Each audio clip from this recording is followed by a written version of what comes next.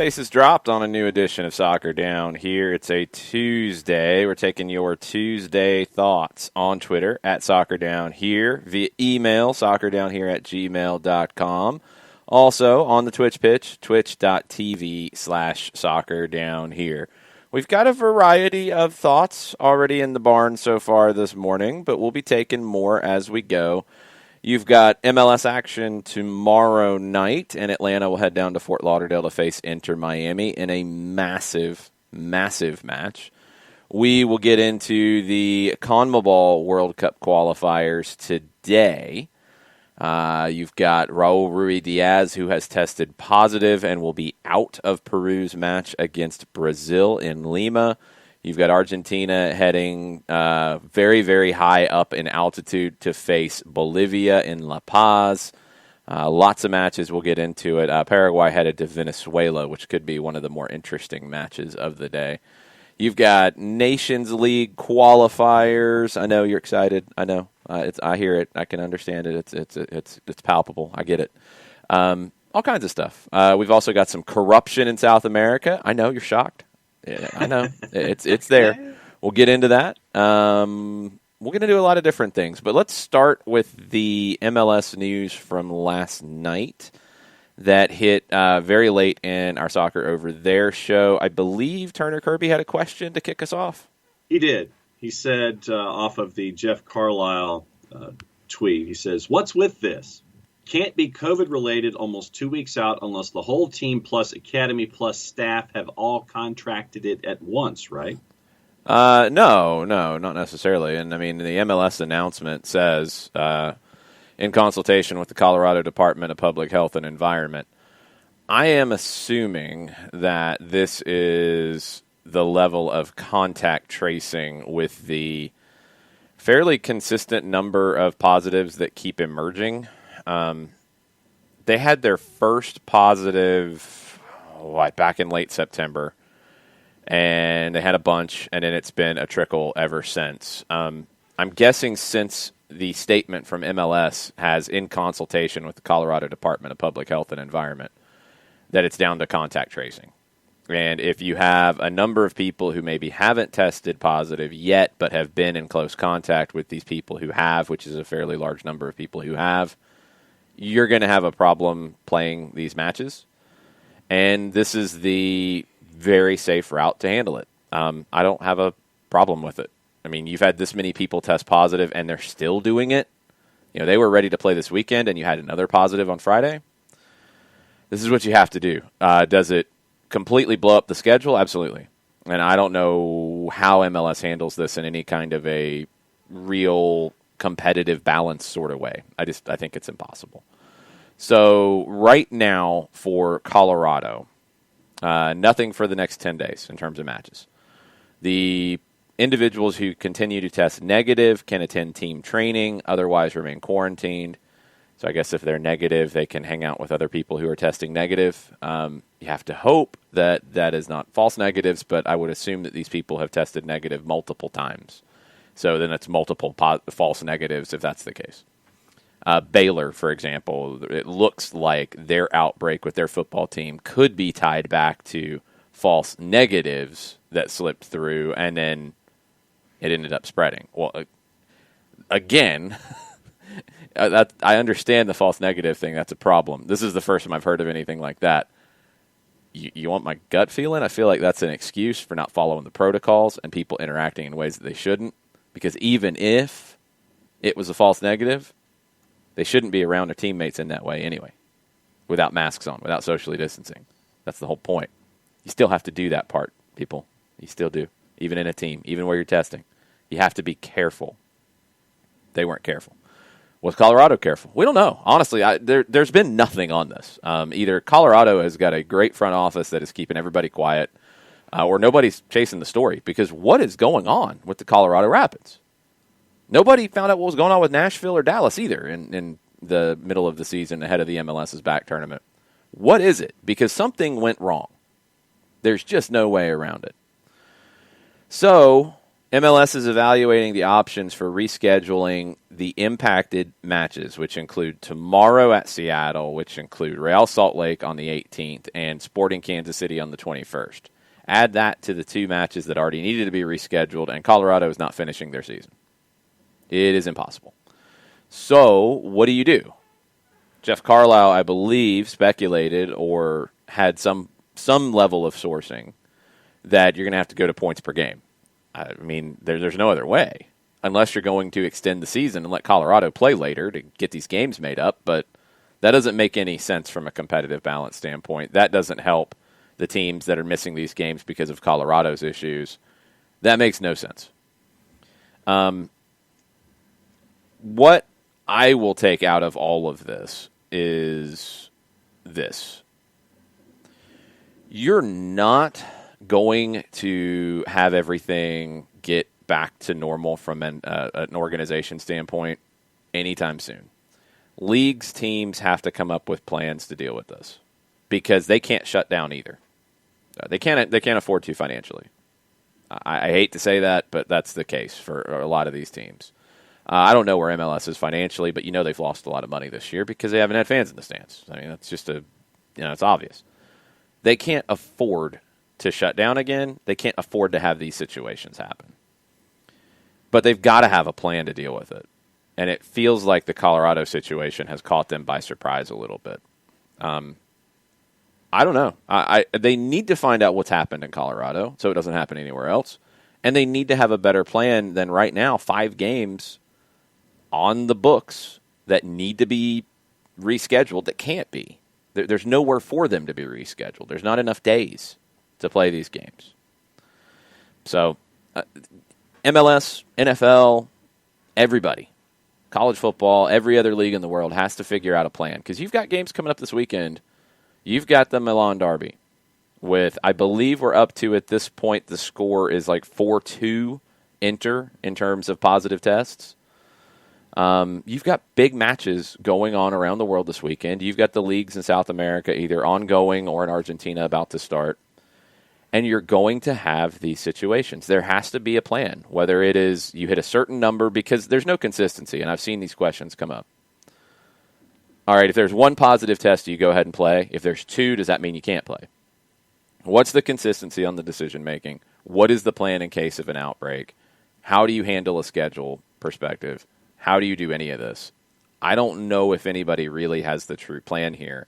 And then on top of that, what happened in the 3 teams that have had outbreaks in Major League Soccer? Is there anything common between what those 3 teams did or didn't do? And is there something that they did wrong, or is there something the other teams can learn from? Hey, don't do that. They're going to have to do points per game burned. Yeah, I mean, there's no other way. There's just nothing. Because you're not playing these games. The only thing you could do would be push back MLS Cup, and I believe Carlisle said that's not happening. So you have to go points per game for them. And that's just what it is. But you have to find out why this happened, because it can't happen again, because it can't happen in the playoffs. It can't happen there, and that's why you do have to keep the idea of a bubble at least in mind. I don't know. From Carlisle, as of Monday, 5 Rapids players, 13 staff members have received confirmed positive tests. And what you were referring to, during a media call back on August 8th, MLS Commissioner Don Garber said that if necessary, the league would go to a points per game calculation to determine where teams would be placed in the standings. There is precedent for such a move, this is Carlisle, in that the league took the same approach when the matches were canceled during the 2001 season due to 9/11. That's all you got. Katie Weaver with a question, and this is something that I'm not sure. That's a bunch of questions, actually, and we'll try to get to these because this is all important. Katie says, and can't there be better play the kids provisions in MLS so you can get games in when first-team members are infected? There should be. Colorado is a team that has an affiliation, but they are, like the Colorado Springs Switchbacks, are not the equivalent of Atlanta United 2. They have an affiliation.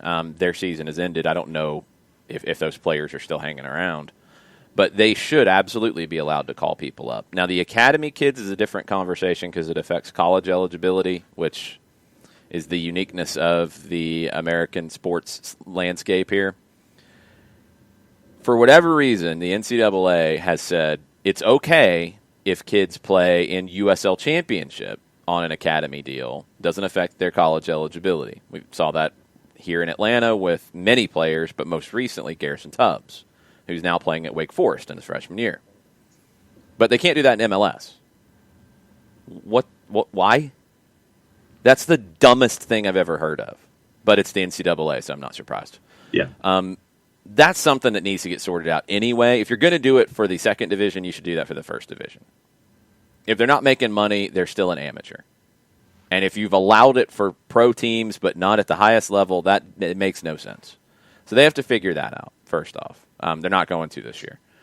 They should be allowed to bring in players on loan from USL. The problem is USL's in their postseason, so you'd have to be pulling players who are with teams who are not in the postseason. And you should have been able to plan this before because you've had this going on. I don't know if that was even a thought. I don't know if MLS considered it. But, yeah, they should have tried to find a way to get this done because it's not just Colorado who is being hurt by this. Seattle, RSL, Sporting Kansas City. These are the next 3 games. What if one of those teams really needs to pick up 3 points to move up the table, and they're not going to get that opportunity because of this? That's affecting other teams. What if one of these players on one of these teams has a clause in their contract that if they play a certain number of games or scored a certain number of goals, they get a bonus? Well, they don't get that chance in all the games because of Colorado messing up. Colorado should have to play these games. And I'm not saying with players who are positive. Duh. Understand me here. I'm saying they should have to field a team to play these games. Why is this not being sorted out better? It's 4 players, which is more than one, which is we don't want any. But it's still 4 players. You probably have another 20 to 25 in your team who can play. You have a whole lot of staff. That's a big problem. But you should have an academy staff that there's got to be a coach somewhere who can take over for a period of time. Yep. There's got to be a better solution than this. There's got to be a reason why this happened, first off, and this can't happen. And if it is negligence, then they should be punished.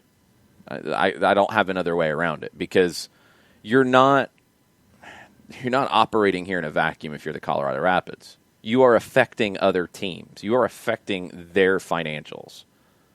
You know, if Real Salt Lake, for example, has a deal with their local TV partners, this is going to be one of the local TV games, and they don't hit their minimum numbers because Colorado messed up with their coronavirus stuff.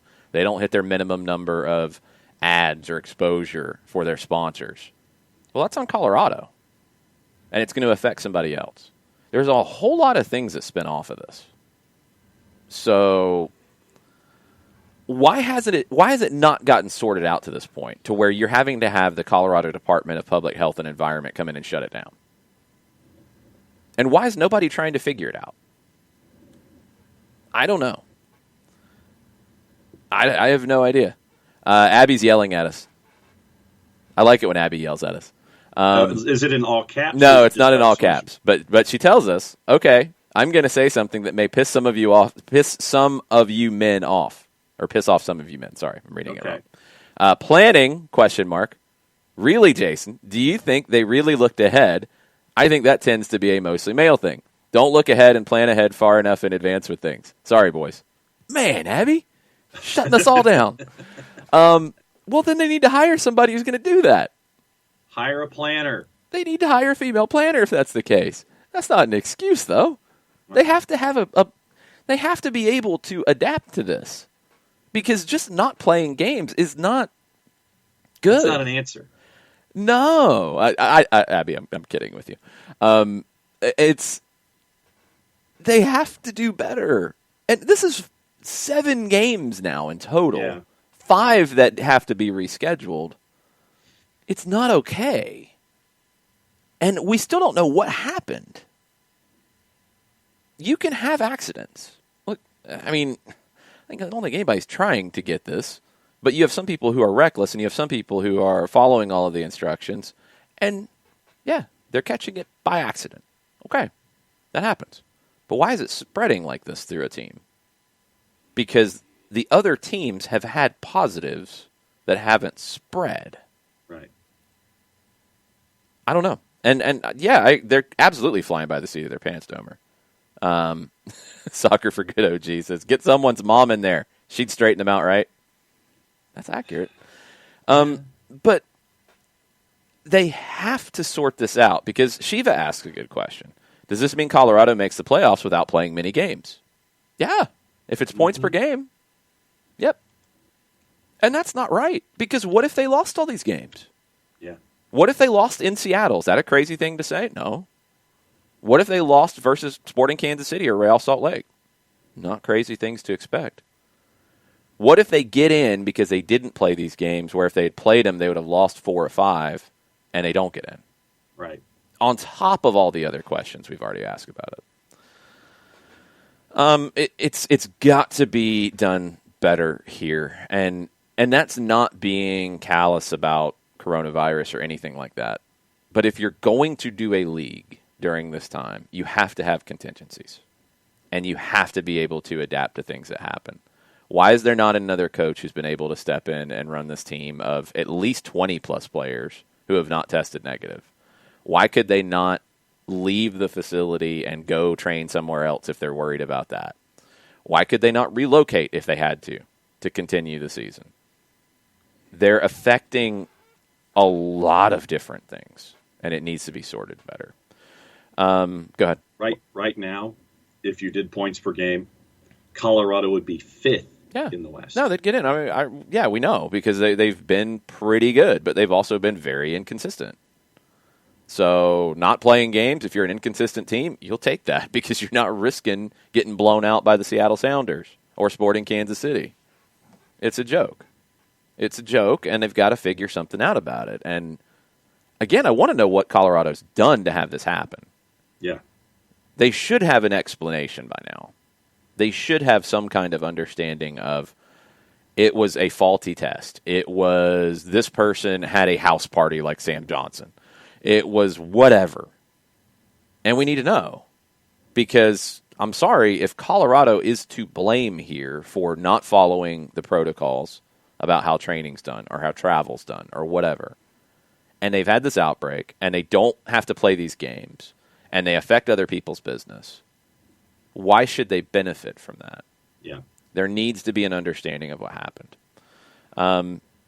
Domer asks if they're looking at doing a bubble for the playoffs. They have said no, and it was brought up again. The Athletic had an article last night about this, and I wanted to make sure I had the info correctly. Carlisle also talked to Mark Abbott, and I've got a quote. Okay, go ahead. Same article. When asked if MLS was considering a bubble before the MLS Cup playoffs, Abbott said not really, before adding, I think that there are advantages and disadvantages to the bubble. I think that it becomes effective once you get established, but it's also disruptive in people's lives. Yeah, I mean, those things are accurate. And for a playoff situation where you're one and done, it's not the most ideal thing. I think they have to form local bubbles. They have to do something to try to guarantee this doesn't happen in the playoffs. They can't have this in the playoffs. You can't not play playoff games, first off. There's just no way to solve that problem. And you can't have playoff matches affected by these absences. You can't. So I don't know how you solve it. So one thing, and these are the little nuggets that jump out that make you wonder what's going on. This is from Sam Stejkal and Paul Tenorio's article at The Athletic that came out last night, talking about these additional games that are being postponed. Okay. So last Wednesday, they're supposed to play LAFC. Called off hours before kickoff. Rapid staffer tested positive. Multiple sources told The Athletic that the Rapids had trained that day after the league decided to postpone the match. So they postponed the game. The Rapids trained on Wednesday. One source said the club said the training session was safe because the new positive was for a staffer, not a player. So you would assume that, okay, that staffer wasn't there, I would hope. The problem is one of the players who was in that session received a positive test the next day. All the players who came in close contact with him on Wednesday and Thursday haven't been allowed to train since. So I think the whole thing about contact tracing is probably a big part of this. And you've had such an outbreak that you've got to be extra careful. Yeah. Less than half of the roster trained on Monday. So, again, that's a Colorado Rapids problem because you have a match called off because a staffer tests positive, and you decide to have a training session that day because that person's not there. You did not do the contact tracing, I'm assuming, before that. Mm-hmm. So then you had a session. Then somebody tested positive the next day. Now you've put contact tracing at risk for everybody else, and you don't have a squad. That's Colorado not being intelligent about the setup. We'll go back to what happened before the MLS's back tournament here in Atlanta, because I wanted to ask these questions about how the system worked. Remember, Atlanta United had a positive test. Mm-hmm. They got the results of the positive test. That player went for a second test to confirm. Okay. The next day, the team did not train in a normal way. They trained in the modified individual training, separate completely, no interaction, no scrimmaging, no contact, no nothing. You're keeping your social distance. You're training as individuals in that kind of modified grid type of idea that MLS did as the in-between individual training and team training. You did that until you had all your test results back. So that the first test was on a Wednesday. You had a positive. Thursday, you did not train. The individual tested again, tested positive again. It was announced. You had a positive. Everybody retested on Thursday. You had another positive, or everybody retested on Friday, sorry. You had another positive. So nobody came back to training yet. That player tested again on Saturday. They tested positive a second time. It was announced you had a second positive. They came back Monday. Everybody tested negative. So the players who had not tested positive, and they did the contact tracing, I think there was another player who was held out because of close contact who had not tested positive. They came back Monday, everybody tested negative. You were able to return to full training on Tuesday because the players who had tested negative twice since the first positive. And anybody with close contact was pulled out. So you didn't do what the Rapids did. Colorado put everybody back in the fishbowl after. They said it was a staffer, and that's why they thought it was okay. But that's just this portion of this outbreak. This is after you've already had 5 and 12, I think, if we're doing the numbers, or 4 and 12. This is after you've already had issues, and you're reckless about it. MLS needs to find out what Colorado is doing and has done, and they need to be punished because this can't happen. That's great reporting from Stejkal and Tenorio, first off, because we haven't had enough of that in these situations. You can't do that. Like, you just can't do that. That makes no sense, logically. I don't know. I mean, now you've got the majority of the team who can't train right now, and you've had the Department of Public Health come in and say, yeah, we're going to have to step in here. Good job, guys. Nice try. But let's have the adults take over. It's a problem. It's a huge problem. It's not just this, oh, well, there's nothing you can do. Obviously, there's things you can do. How many games happened this weekend? 10. 20 teams. They didn't have any problems. 3 teams who didn't get to play this weekend because their opponents had issues. They didn't have any problems. Somebody's got to look at Colorado and ask that question and say, is this true? Who did this? Whose idea was this? Look at what you've done to the rest of the league now. Here is your fine. Pay up. And you're not getting to play these games. Or you're not getting the benefit of not playing these games. There's got to be something. Because that's craziness. Chiefs coach Steve is in, and he says, in the vein of the Colorado conversation, yes, I worry that MLS, along with other leagues in sports, are showing major pandemic fatigue. Nothing has improved to the point fans should be at games, and teams are starting to have outbreaks. Is it time to reinforce good behaviors? With a question mark. The fans at games thing is a different conversation entirely. I'm going to leave that to the side for a second. We'll talk about it, but I'm going to leave it to the side because it is a separate issue.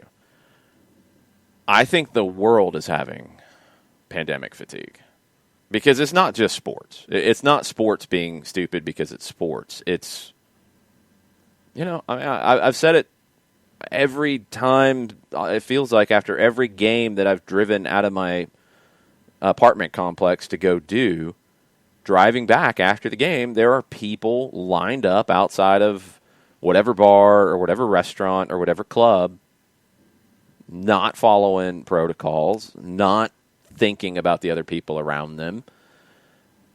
It's happening. It's not just a sports thing. It's a world thing. And it's not just happening here either. I mean, that also has to be understood. I mean, saw a video yesterday of a parliament member in Italy being dragged out of the parliament building because he didn't want to wear a mask. And they picked him up and carried him out of the building. It's happening worldwide because people are tired of having to do this. I understand that. I get it. Doesn't mean you can, act stupid. But it also, and this is the other thing that stinks about all of it, if you are a sports team and every other business, and this came up in the EFL as well, we'll get to that too. If you're a sports team and other industries are allowed to operate as normal, and your stadium has no fans, but next door the nightclub is packed. Next door on the other side, the restaurant's full. And the restaurant, and I don't know how the nightclub's following social distancing guidelines, but okay. The restaurant you can separate the chairs and all those things. It's still inside. That's still risk, but you can do things to mitigate risk. I get it. But they're all operating as normal, and you can't operate in any way with any social distancing. That's not fair, first off. It's just not. And the EFL's had this question. Why is the government in the UK bailing out museums, theaters, those sorts of things, and or allowing them to operate at less than full capacity and with restrictions, but not allowing any fans in the stands at games under any situation, and reduced capacity, social distancing, anything? It's not fair. That's what's hard about all of it, is you're now at a point where you're talking long-term futures. You're talking longevity. You're talking financials projected over 5 years. You're talking about all those things because these teams can't play games with nobody in the building forever. These players can't keep getting paid when teams don't have money coming in. Like, these are all real things. It's the same thing that a nightclub owner, it's the same thing a concert venue owner, it's the same thing a restaurant owner, it's the same thing, a business owner that has to operate in an office space. It's the same thing that any of them are dealing with. That's why it's not as easy of an answer, I think, as Steve and many people would want, and just don't have fans, don't do this, don't do that. You're so far along in this now that if you do that, the small number of business, and I'm taking sports out of it for a second, just the small number of businesses that have closed because of this, I don't even know if small is the right word to use, would jump dramatically. And I don't know how you solve that problem. So, I don't know. I wish there was a better answer, Steve, and everybody. I wish there was, but a lot of it is honestly going to come down to individual responsibility, and that stinks because you can't necessarily trust the people around you. But I don't know what else to do because, MLS is one thing with the level of owner that they have in terms of financial wealth and all those things, although not all of them are doing well at the moment. Okay, they might be able to ride this out. USL can't. There's no way. There's no way. Small college sports athletic departments can't. There's no way. You start bringing every league in the world from the second division down into serious problems. There's just no way. So how can you find any sort of a middle ground? I don't know. I wish there was an easy way. There's not. especially if people don't follow the guidelines and the protocols. So I wish I said, okay, yeah, we can do this and be safe, and you don't have to have people in the building because you don't need to bring in that revenue. You don't need X, you don't need Y. It's just not that easy. And it's also not fair if everybody else in any other industry is having people inside doing their thing and the sports teams can't. If they follow the guidelines, they should be allowed to, because they have to make money too to keep going. There's no good answers here on any of it. The things where I get frustrated and angry are things like what Stejkal and Tenorio point out here about Colorado, because that has no basis in anything other than being reckless. You're not getting anything out of that except an extra training session, which you shouldn't have done because you have a series of positive tests. Not just the staffer. You've had players test positive. You've got to be careful. And they weren't. And they made it worse. You've got to be better. Just like if you're going to have people in the building, you've got to have the security. You've got to have all the protocols. You've got to enforce them. If you have to have your mask on in the seating bowl, you have to have your mask on in the seating bowl. You don't, you got to leave. Like, that stuff has to be followed if you're going to go to that route. And that should be the argument. If the governments are going to allow it, they should say, we are going to check on this. And if people are not following the protocols that we have in place, whatever they are, you're not going to be allowed to do this, or you're going to have your capacity cut, or whatever punishment you have. That's the only way you can do anything right now. So, I don't know. Like I said, I wish I had answers, but I don't. And I don't know if anybody truly does, to be honest. Bart's in this morning, and he says, LOL, expecting the league to do something to Colorado when DC United hasn't been sanctioned for playing an unrostered player yet. Hashtag MLS is whack. I know. And MLS is dealing with a lot of stuff, too. I mean, I'll give them the benefit of the doubt on that. They have lost a lot of money as well. I believe their front office has taken pay cuts. I think that was reported, at least the higher-ups did. You're dealing with things you're not used to dealing with. I get it. I understand. The DC thing makes no sense to me. I mean, that should have been cut and dried. You've got a precedent. Just Dallas, you find $100,000, 25 in cash, 75 in allocation money. Done. Go. Easy. Solve it. Can't believe that hasn't happened. I mean, DC can even throw it all on Ben Olsen right now if they want to, since they let him go. So just blame him for everything and then just take the fine. Which isn't what happened, but okay. And they still need to do something about this. I mean, you've got things stacking up, and they've got to deal with it one way or another. You know, are you going to be able to have a bubble in the postseason? I mean, Shooter McGavin says they should push back MLS Cup and bubble the playoffs. It's very possible that they should. I think, for me, the in-between step is the local bubble, where teams do it themselves in their local markets, but they basically do a bubble at home and then travel, and you can handle the travel portion. I think we've learned that by now. There were so many questions about even just traveling to Orlando. So many people took that. So many places that made no sense, and they did no research before talking nonsense about it. As Mike and I told you, we've been on charters, and we told you the process. There's not risk there. You're clearing everybody before they get on the plane. They're getting off the plane. They're not going through the airport. They're getting on a bus. You can clear the bus driver. You can keep them separate. And you're going then into a bubble hotel situation. You can do that. You can be in a bubble at home, travel for your game, done. And when you're knocked out, you're out of the bubble. I think that's going to be the way you have to do it. Because I don't think for a one-and-done playoff you're going to be able to get everybody to buy in to go to a centralized location. I just don't. Baseball's different because you're playing at least 4 games minimum. I don't think it's going to work for a single game, but we'll have to see. Pushing MLS Cup back, I don't have a problem with that. They'd originally said they might play it in January if they needed to.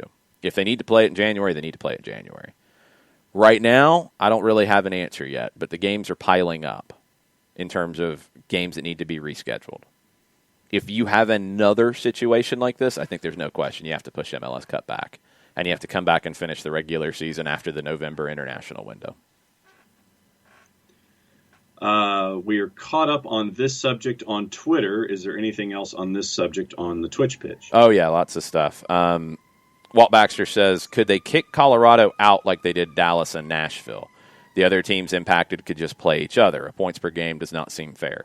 I agree, it doesn't seem fair. And that's where there has to be the investigation of if Colorado broke the protocols, if they broke rules, and from my understanding, doing that training session is not following protocols. Maybe I'm wrong there, but that does not seem to be appropriate protocol. If they broke protocols, they should not benefit from it by not playing games. You benefit by not playing games by not getting a 0 for that game and affecting your points per game. If you lose that game, your points per game drops. And if you win that game, it goes up. But you are eliminating the risk by not playing it. And they're not trying to miss games, but they shouldn't benefit from not following protocols. I don't know. Walt, it's a good question. I mean, the way you would, air quotes, kick them out would be those games are forfeits. Yeah. That's what you would do, and if they can't make up the games, they can't play those games, they can't play those games. But then you're going to have the 2 games that got rescheduled.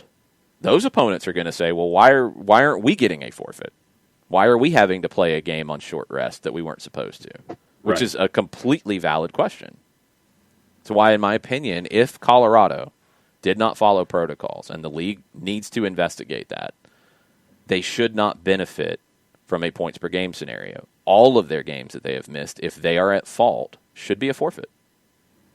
And that's what you're going to have to do, and that's going to require the league to investigate all of these situations.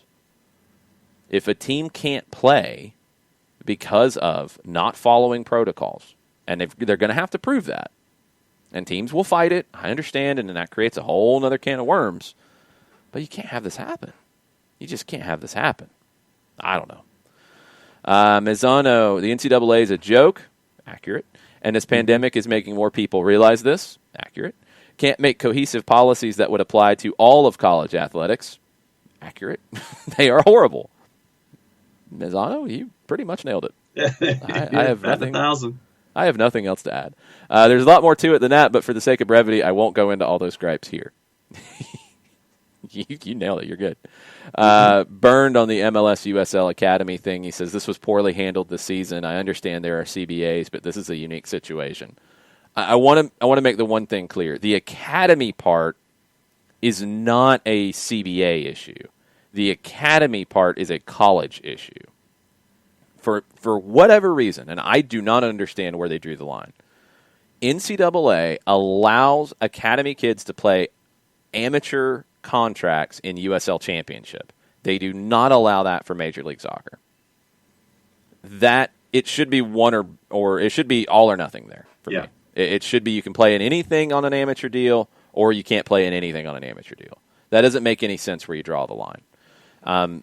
That one, MLS has nothing they could do to allow that because then if Garrison Tubbs, for example, if you said, I want to play him in MLS and see what he's got, he would then not be able to go to college and play. And for anybody who has that possibility, they want to keep that option open. So that needs to get sorted out, but that's an NCAA thing. The movement between MLS and USL, that needs to be better, period. Frank DeBoer mentioned it last year. Other managers have mentioned it consistently. There should not be the limitations in place. You shouldn't be allowed to hide guys from your cap on your USL roster. I agree. You're also not going to be able to hide any big salaries on your USL roster. You're talking guys towards the bottom of your roster anyway. You know, a designated player is not going to agree to a deal with the Colorado Springs Switchbacks to help the Rapids avoid their salary cap. That's not going to happen. Right. You can create the 10-day contracts like the NBA has. You can create the 2-way contracts like the NBA has. Again, the NBA and the way they do their player movement and the way they do their cap is a good model for MLS to follow and to adapt and make it work for your structure. And that's another thing that the NBA gets right, is the way players can move back and forth between the G League and the way you can sign short-term contracts. That should happen here. Because it's the same thing. You can't stash a guy on your G League team to get around the cap or to get around roster rules. Like, they're limited in what they can do in the NBA level, or you have to sign them to a full NBA deal. but that should be something they look at. That needs to change, period. Let's see. J.W. Parker, 7 canceled games. Something has to be up on Colorado. It's too far from the league averages for it to be a total accident. I totally agree. Yep. Kefsey with a good point. It's pretty clear that Kai Kamara and his family were holding the place together. He leaves, it all goes crazy. That's accurate. Kai Kamara was following all the protocols. He leaves. It's a mess. Uh-huh. Matt, I don't think they're going to break out another bubble. I just don't think they can pull that off. I don't. I don't know how to do it, but I don't think they're going to do that. I don't think it has to do with the rabid prairie dogs, I hope. Man, that would be such a turn in 2020, Katie. Yeah. That'd be wild.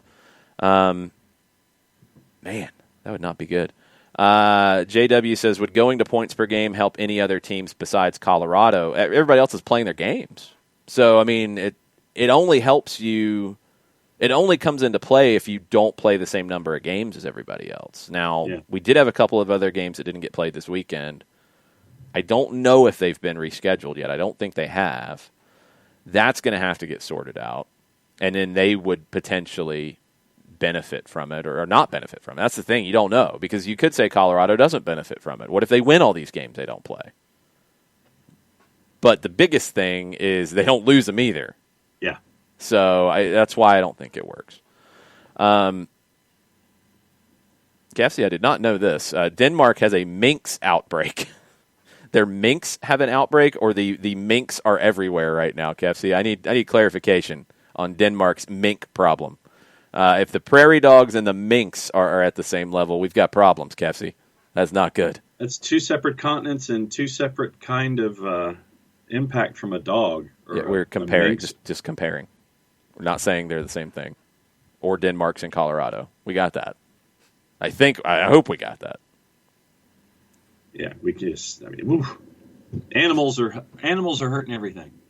Yeah. Burns says they should have gone to daily testing. And I'm assuming you're talking about Colorado. I agree. Plus 0 indoor gatherings. Yep. No locker rooms, meeting rooms, gym, etc. And they should have been able to root it out in a week. Yep.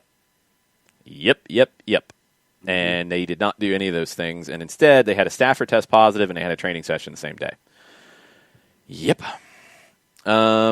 Big problem. Domer says, did Emerson Heineman ever come out and say if he's had any recurring issues after getting COVID? No. I don't think he's been asked either. So I don't think he has brought that information forward, and I don't think he has been asked that.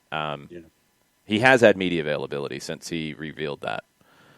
It's a question. I mean, we're all learning about all this as you go. I mean, there are people who are not having long-term issues. There are people who are having very long-term issues. There are people who are having minor long-term issues. I mean, we don't know.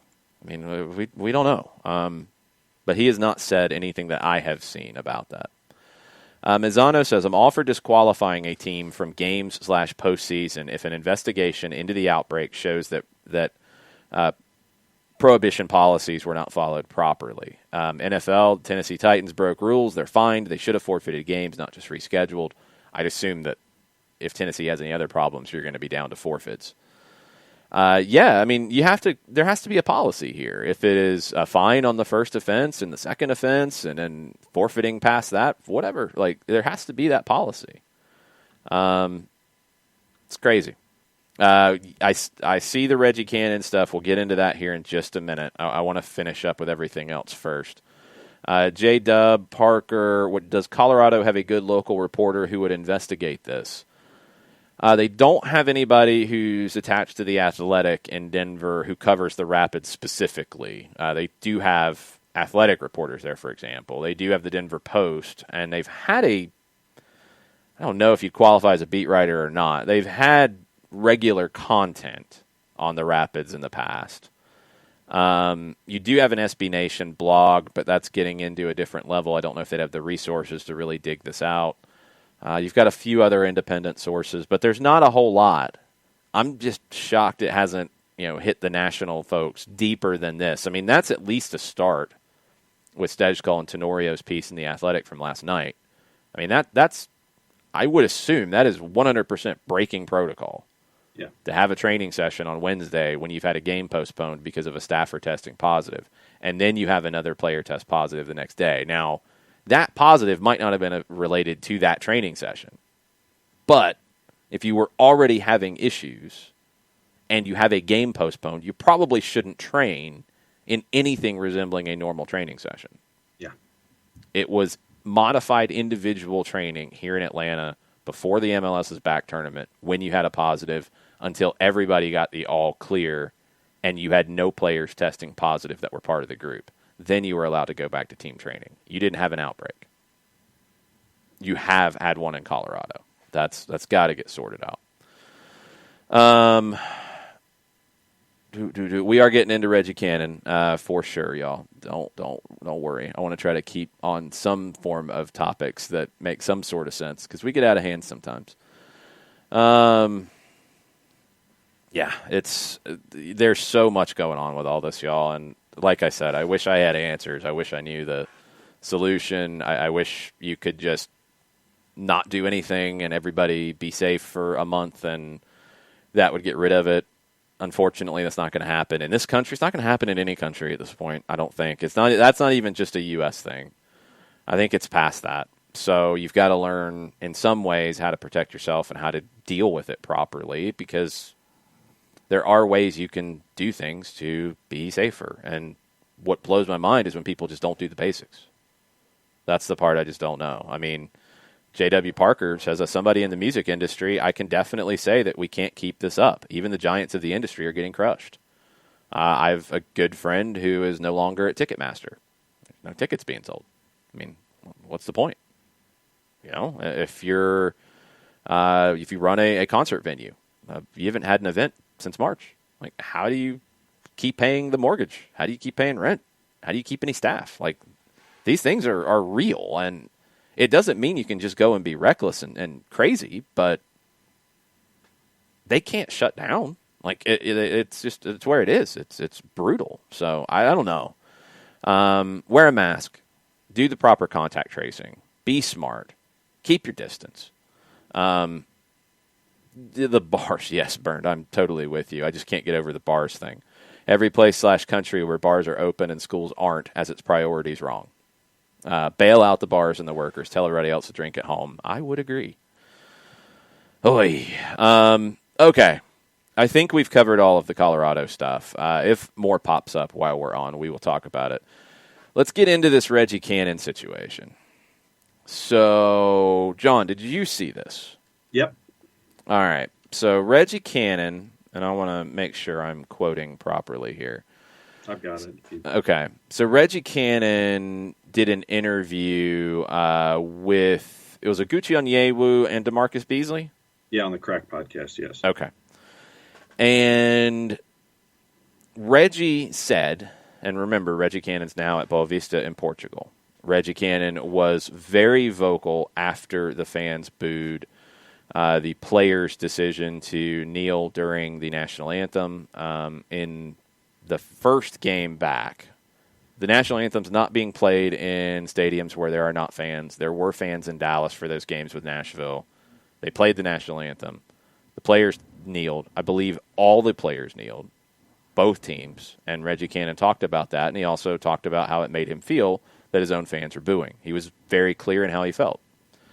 Reggie Cannon did this interview with DeMarcus Beasley and Oguchi Onyewu and said that Dallas, the team, asked him to apologize, and they gave him a statement to read. And he did not. But that's madness. That's tone deaf. And I wonder if that had anything to do with Reggie Cannon saying, get me out of here now. Yeah. I don't know that. I don't know that last part. Reggie Cannon was on a track going to Europe at some point anyway, very soon. But we speculated on it at the time that he would be looking for a way out when that happened. Because, I mean, that's his own fans booing him like that. Still goes back to why I think they shouldn't be playing the national anthem in venues, period, during sports, because it has nothing to do with a game between Dallas and Nashville. If you want to play it, do it before the players are on the field. I don't think you need to play it, period. It shouldn't be part of the game presentation. Don't put these players in that situation. What the players did was nothing wrong with that. If you disagree, that's fine. Don't boo your own players, because they don't want to be your players anymore if that's the way you're going to treat them. And if the club's going to treat their player like this, he doesn't want to be a player for that club. I mean, I just don't see how you'd want to. So you get an opportunity to go, yeah, you're looking for the fastest way out of town. Quote, they originally asked me to apologize. They had written out a statement. I kid you not. And then in Yahoo Sports with Doug McIntyre, Cannon describes in detail death threats he said he and his family have received for criticizing the fans' actions. I said, with all respect, I'm not apologizing. I didn't do anything wrong, end quote. The article continues, the threats of violence against Cannon and his wife apparently were taken seriously enough by FCD that the club gave Cannon the opportunity to sit out the rematch in Frisco 4 days later.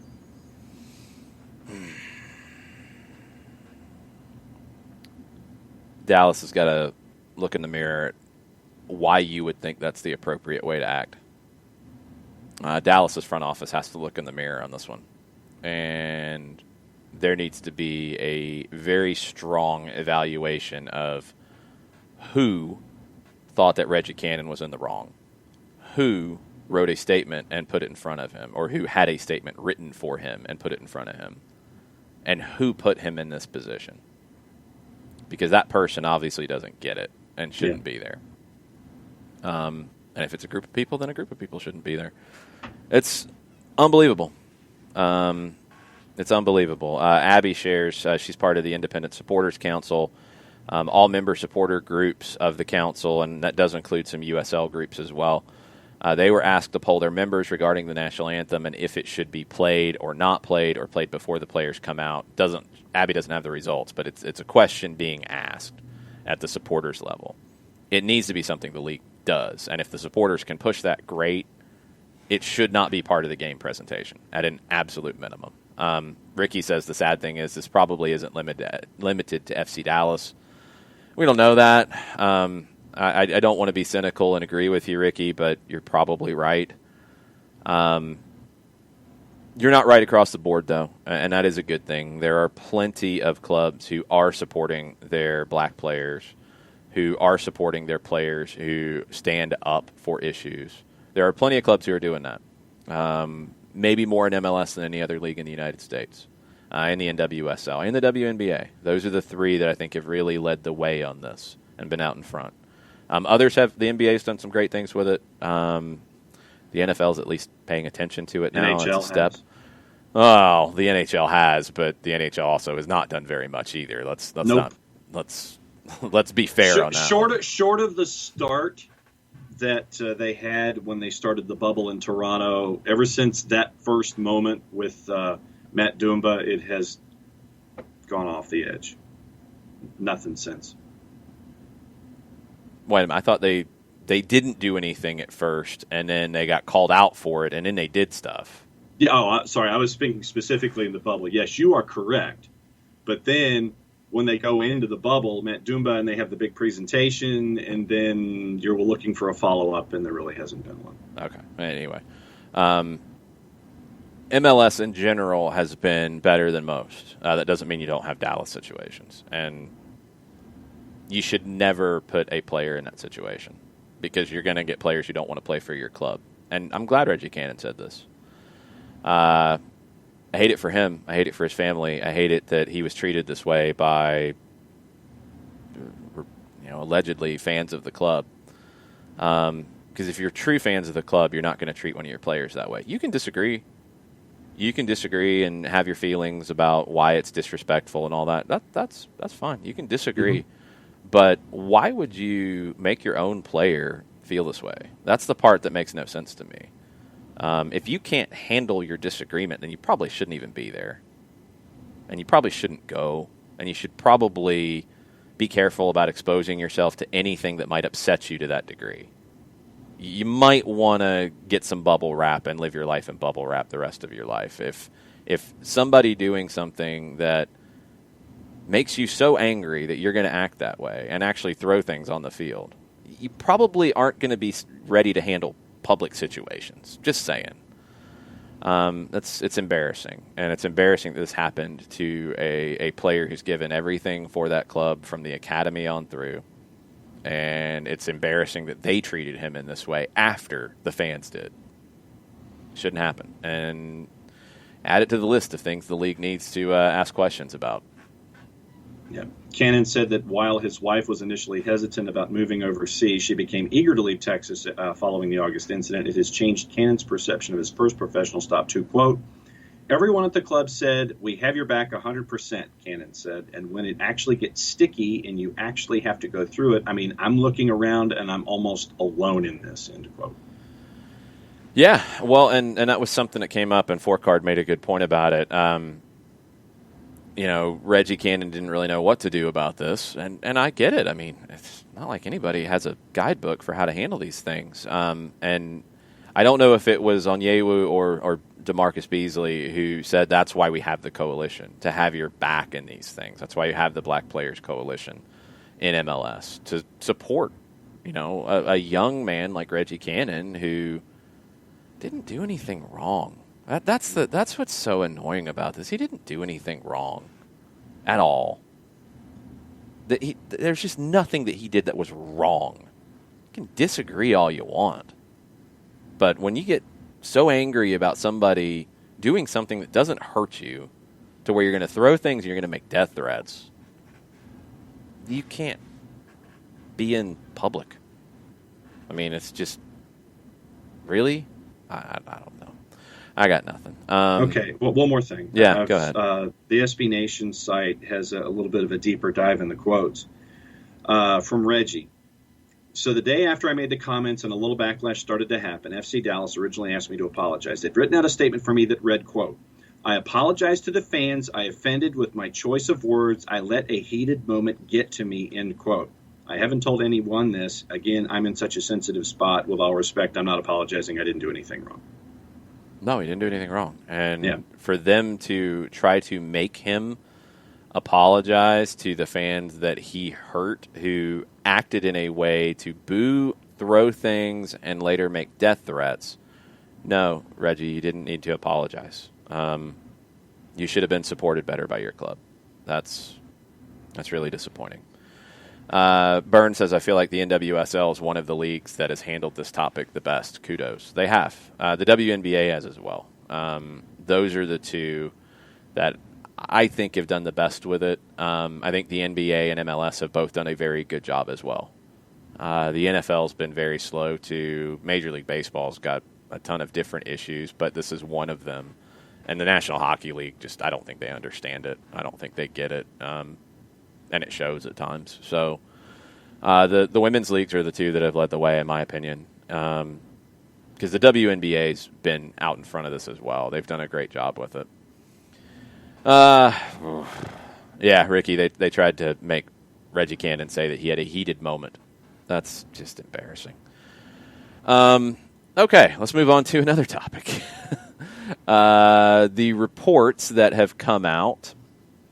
A few different places. Started with Pablo Maurer of The Athletic, has spread to ESPN's Jeff Carlisle, who confirmed it. DC United, coaching vacancy. 3 names have been brought up with this. Jason Kreis, not really a surprise. He's won an MLS Cup. He's had success, and he's had not success in the league. David Wagner, he's out of a job. He's got a decent CV. I mean, it's not bad. His name has come up. And Jill Ellis, her name has come up. She is reportedly on the list of candidates. This is not a PR thing, I would hope. This is an actual candidacy. Personally, I don't think it would be a good hire, and it has nothing to do with the fact that Jill Ellis is a woman. I would be skeptical of this one for a few different reasons, and I want to make it clear. It has nothing to do with the fact that Jill Ellis is a woman. Women can coach men. It can happen, and it should happen, and it will happen. Jill Ellis has never coached a professional club before. That's very different. I mean, if it was even going into a women's professional club team, she doesn't have that experience. That's different than a national team. Now, the U.S. women's national team is probably closer to a club than any other national team, just the way it's run. It's still not a club. You're not dealing with daily training sessions. You're not dealing with a 30-game schedule, a 34-game schedule. You're not dealing with all of the things you deal with at a club level. She hasn't done that.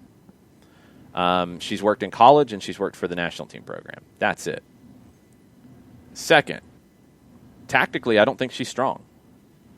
I do not think she did a great job tactically with the U.S. women in 2015. I don't think she did a great job in 2019. I don't really care as much about the fact that some players who she pushed to the side didn't like her. I don't worry about that. That's any coach. I'd want to talk to those players and talk to the players that did like her to get a better sense of the conversations and the situations. But just because Sydney Leroux didn't like her because she got pushed to the side, or just because Allie Krieger didn't like her because she got pushed to the side, that doesn't mean she's a bad coach. Not at all. Maybe she could have handled the situations better. Maybe the players just had sour grapes. We don't know that. So that's been brought up. I'm going to leave that one to the side. Her tactics, and more importantly, her experience, are what I just don't think is a good fit. I think there are other women who would be a better fit for a men's club team than Jill Ellis. Jill Ellis was not hired by the English FA. She was not hired by the Australian FA. Now, reportedly, at least in the England conversation, I don't know if the Australia interest was real or it got very far. The England one, she was too expensive. They couldn't afford her. So they hired the manager that lost to her in the World Cup final from the Netherlands, which probably didn't come cheap, but cheaper. I think Jill Ellis needs professional club experience before she jumps over to a men's club team. Now, Ricky says, I know you aren't saying this, Jason, but it does appear that men would get that opportunity without having professional club experience. So with her CV, that shouldn't be used against her, in my opinion. I would be questionable of any of that, to be perfectly honest. Jason Kreis, who's on this list, is a step in the other direction. He immediately left a club as a player to become their manager. But he was in a club situation, and that is a difference, even though he was a player in a club situation. She has not played or managed in a league club situation. It hasn't happened. So she doesn't have that experience, even from a player perspective, of that life. A national team or a college team, it's not the same thing. It's just not the same thing. J.W. Parker says, would it be beneficial for her to take the DC job, professionally speaking? Like, do the possible upsides outweigh the potential negatives?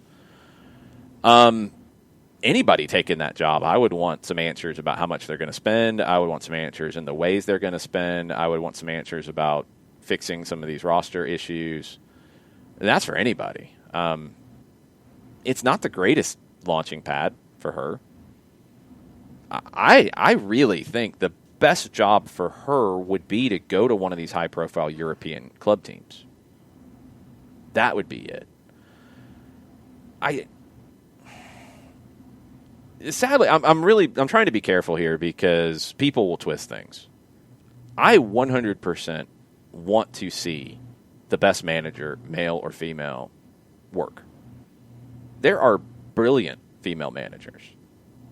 This is not about the fact that her name is Jill Ellis and she is a woman. This is the fact that, just compare to these two. Jason Kreis has won an MLS Cup. Jason Kreis has played and managed at the club level in this league. He knows this league inside and out. You can say that he's had failures in the league, which he has. His Orlando stint was terrible. And it made no sense to me because the things that Justin Merrim criticized him for example, did not click with what you'd heard about him in New York City, which I think he got a little bit of a raw deal, and at Real Salt Lake, where he did amazing work. David Wagner has managed in the Premier League, and he's managed in the Bundesliga. I mean, it's different worlds. You can't compare David Wagner's CV to Jill Ellis's CV. They're different. And I don't know. Mazzano says, so how does a coach get that experience without having that experience in order to get hired? Well, coaches who played in that league or played in, and that's the other thing that I think you have to understand here. This is not even Jason Kreis playing in MLS and then immediately being a player one day and being a manager the next day. He had league experience. She doesn't have league experience. She didn't play as a professional in that league. She hasn't worked in that league. She hasn't been an assistant on a staff. There's no league experience. It's not about the fact that Jill Ellis is a woman here. She has not lived a club lifestyle as a player or as a manager or as an assistant. It hasn't happened. And I really think that needs to happen. I really think that needs to happen for her. And I would think for her, the better fit would be a top European club with good exposure, whether that's in England, whether that's in Spain, France. There's 3 big women's leagues right there. Now, I don't know what jobs are open and where she could fit. That would be a better move for her for success. And then you could have this conversation. I also think most importantly here, tactics are just not a strong suit for her. And look, if you don't have the experience, you've got to have something to bridge the gap. Something. She doesn't have it with her tactics. And there's at least questions about her man management. So, what's the selling point? The fact that she won 2 Women's World Cups with the most talented team in the world. Is that enough? She's not going to have the most talented team in MLS if she goes to DC. No. There's no way. That's not even close. No. So what bridges the gap? That's why I don't think it makes sense. Hope Powell, who managed the English women's national team a few cycles ago, was one who I know was working hard to break into the men's game in England.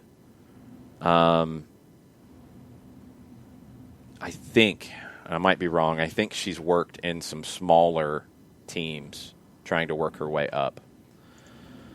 Others could do that as well. Let's take Becky Hammond for San Antonio on the NBA side. Played in the WNBA, correct? Mm-hmm. Started working in the summer league, or I think started working off the court first for the Spurs, then started working in the summer league side, then became an assistant. She's got the experience to get a job, and I think she'll do an amazing job when she gets that opportunity. She's worked under a great manager in Greg Popovich to get to that next level. Nothing's going to surprise her.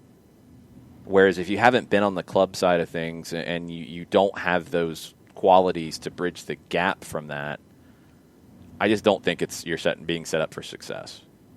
That's all. Stephen Goff, in an article a couple days ago, did say that DC United should interview Jill Ellis, but later in the article said this. The biggest strike against Ellis's candidacy is her lack of experience coaching on the club level.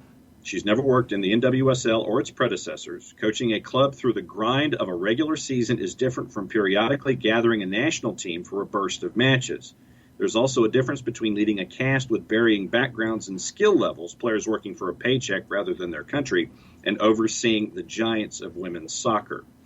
With the U.S. team, Ellis was coaching an all-star squad in an environment without much parity and in which the United States was favored to win every single game. Even on their worst day, the U.S. women were almost invincible. Little could go wrong, and little did. Mm-hmm. I don't think it makes sense. But then with that being said, I don't know, other than public relations, the campaign to interview her that Goff started in some ways. I mean, I think the team probably had her on the list anyway. It's an interesting conversation, but she would have to bridge those gaps, because if I'm interviewing her for that job, those would be the questions I would have. You know, how do you deal with this? What about tactically? What do you do when you play the Red Bulls? How do you deal with their press? What do you do when you play LAFC? What do you do when you play Atlanta? How do you deal with this? What would be your solution to this problem? Those would be the questions I would ask. And she would have to bridge that gap. And going back to Ricky's question about experience and how you get it. If you don't have it, you've got to bridge the gap somewhere. You've got to bring something to the table. I always remember two conversations about coaches in Atlanta. Tata Martino and Darren Eales and Carlos Bocanegra have told this story many times. When they received word that he was interested in the job, they didn't know if it should be taken seriously or not. They set a meeting. They go down to Rosario. They meet. And he came prepared with basically like a dossier on each team and how they play and who the key players are. And that's a total Bielsa trait. That's what Bielsa did with Leeds. That is, you put in the work, you show that you're interested, you show that you have the knowledge, and you've bridged the gap because Tata Martino had never worked in MLS before. He bridged the gap. Jim Mora, when he was hired by the Falcons, I remember like a big conversation here locally about how he got the job because he had been a college coach up to that point, correct? I think he had worked on an NFL staff maybe, but he hadn't been a head coach in the NFL before. Doesn't matter. Don't look it up. We don't care. It's Jim Mora. I'm satisfying my own curiosity. Oh, jeez. Jim Mora came in with a very prepared presentation, and it won the front office over. So that's how she would have to bridge the gap. It can't just be because of the World Cup wins, because I don't think that's valid. I don't think it's valid, not because it's the Women's World Cup, because she had the best team, and she won 2 World Cups where she was the overwhelming favorite. That doesn't tell me anything about her ability to manage a club team. It doesn't tell me anything about her ability tactically, because I've seen the tactics, and I've questioned them a lot. And I'm not the only one. So, I don't know. We'll see. I think there's better options. I think there's more experienced options. And if I'm looking to make that splash, if I make that decision that, all right, we're going to be the club that does this, because I do think an MLS club would do this. I think that was a question that had come up today, coming ahead of the show. Yeah. Do you think an MLS club will do this? I do think an MLS club will do this. I absolutely do. But I think you need somebody with day-to-day experience at the club level, preferably as a manager, and preferably I would want to bring somebody in as an assistant on my staff first before I do. I would want to do what San Antonio has done. If San Antonio does what I think they will do, and this is the Spurs in the NBA, if they have Becky Hammon replace Greg Popovich when that time comes, that is the way to do it, in my opinion. Mm-hmm. Because she will be 100% accepted, she will be 100% supported, and she will have soaked up every bit of experience in that organization, and they will protect her from the BS that will come up, and she will be in the best position to succeed. That would be the route I would take. It wouldn't be this. This would feel like a public relations hire. Earlier in the Goff article, he said that stepping out of traditional circles to interview Jill Ellis, it's not about political correctness or responding to cultural shifts. It's about her track record. She managed big personalities and fragile egos. But that's where I disagree. Right. Her track record's not the same track record. She managed big personalities for a week or two at a time. She managed fragile egos, and some of them got very upset with her. So, I mean, is that a positive? What else did he say? Sorry. Implemented tactical plans and adjusted to changing circumstances. Okay. A meticulous planner, and her teams usually play fun, progressive soccer. Because she's got the best attacking players in the world. I didn't feel like her teams had a whole lot of a plan, to be perfectly honest. They had more talent, and they won games by talent. There's better. There's better out there. Byrne says, and this is a tough one, because Byrne says the best female tactician I have heard is Jordan Angeli, who does a great podcast, color commentator on the Columbus Crew broadcast as well, previously Colorado. Byrne said, if I owned a team, I would hire her as an assistant and groom her to be a manager in the future. If she's interested, for sure, but there is a difference between talking about tactics and running a team. I just think there's so much from a man management and woman management, and talking about managing players. Man management is just a term that gets thrown around. Sorry if that's not the right term we should be using here. There's a lot to do with that at this level that great tacticians could still come up short because they don't know how to manage the people that they're dealing with, as potentially we had here in Atlanta with relationships, and that was something that was talked about a lot. It's such a key part of it. And that's why I don't necessarily buy into the fact that because Sydney LaRue and Allie Krieger didn't like Jill Ellis that she can't manage people. I don't know. I would want to learn more about that. But yeah, I think it's a valid question. And managing people at a national team level and managing them at a club level day to day, two very different things. Having never managed people in that sort of situation is very difficult. But coming in as an assistant can work. But you'd have to figure out that man management side, because that's such a hard to quantify element of being a great coach. And I think it's why Bruce Arena, for example, is one of the best the United States has ever had. He always got that part of it right. Not a great tactician. A better one than I think he gets credit for, except for in Trinidad where he blew it.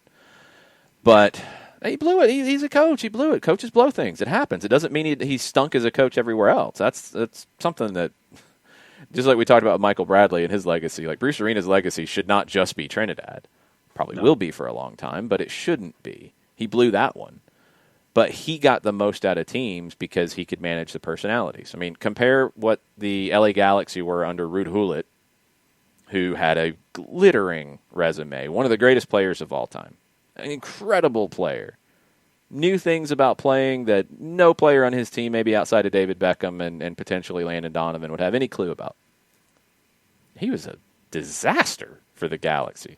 Bruce Arena came in and fixed it almost immediately because he fixed the relationships and he got the people to buy in.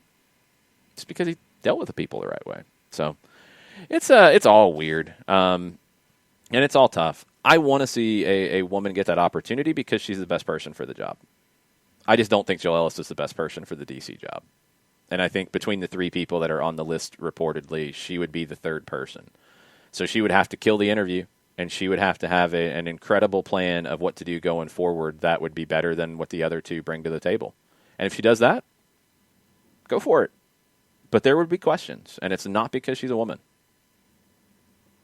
Nix's question in the Twitter timeline, how long before there's a female head coach of a major league, and will it happen here first? I think it will happen here first at the first division level. How long? I have no idea.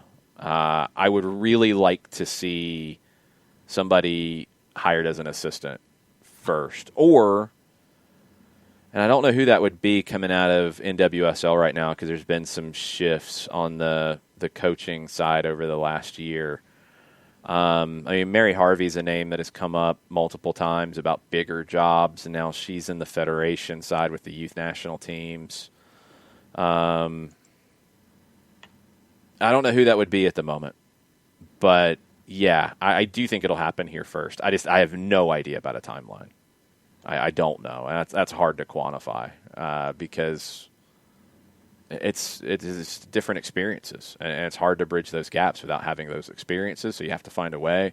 Being an assistant could be the way. I don't know who is interested in taking that on.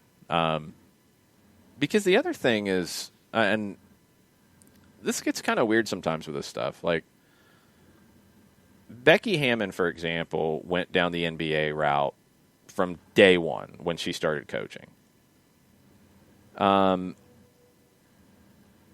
That doesn't mean that she didn't see the WNBA is worth her time.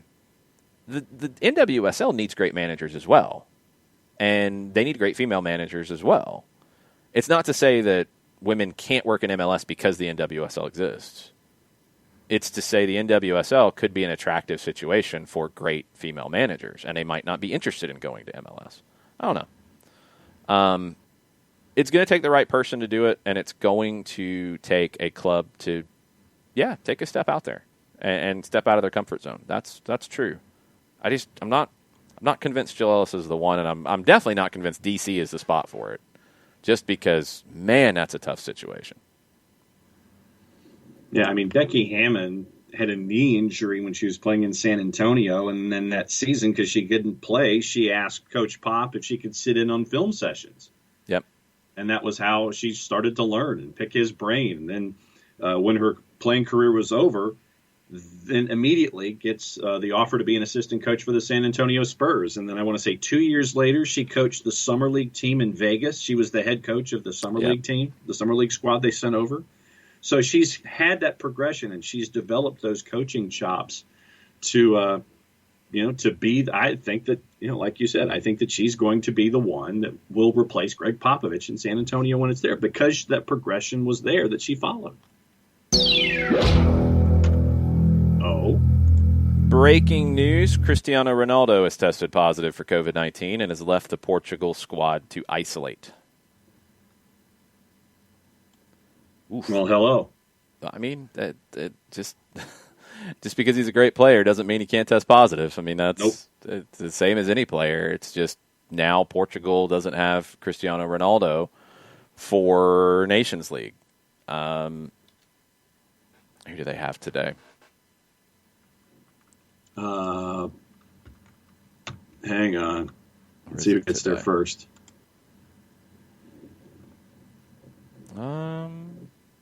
Is it tomorrow? Tomorrow, Sweden. Oh, I forgot. Yeah, they're doing Wednesday games to squeeze as many in as possible. So, okay, you won't have him there. You probably won't have him for Juve this weekend either. So, no Cristiano Ronaldo. He has tested positive. Zlatan had previously tested positive. He is now cleared, and he has rejoined Milan. Man. According to the Portuguese outlet Record, the 35-year-old is asymptomatic, feeling fine, but he must now undergo a period of self-isolation. Mm-hmm. This international window, oof. Mm-hmm. You are going to have some issues in FIFA dealing with clubs letting players go for November. I don't know what the answer is. I don't know if there is an answer, because they need these games too. UEFA needs these games. The South American teams are definitely going to need these games because they're World Cup qualifiers. And clubs are going to say, we don't want to lose our players to you guys getting our players sick. Because if you're Juventus right now, you're potentially going to be missing your best goal scorer for a league match on the weekend during his time in Portugal. I don't know. It's not good. Also on the European club side, Kevin De Bruyne has left the squad with Belgium. He is likely going to be out of the Man City Arsenal game on Saturday because he's injured. It's not serious, according to sources close to De Bruyne, but they don't want to risk him. So you're going to have more of those, too, with injuries and just things piling up. To close out on Jill Ellis and DC United, Mazzano in the Twitch pitch says, hiring an underqualified female manager and having her struggle in a less than favorable situation just because some club wants to be the first to hire a woman manager would set back other qualified candidates from being considered in those situations. Better to be right than to be first. The time is coming, but if we are going based on qualifications, then the best candidate should be picked. Yeah, I totally agree. And different clubs are going to have different qualifications that they're looking for.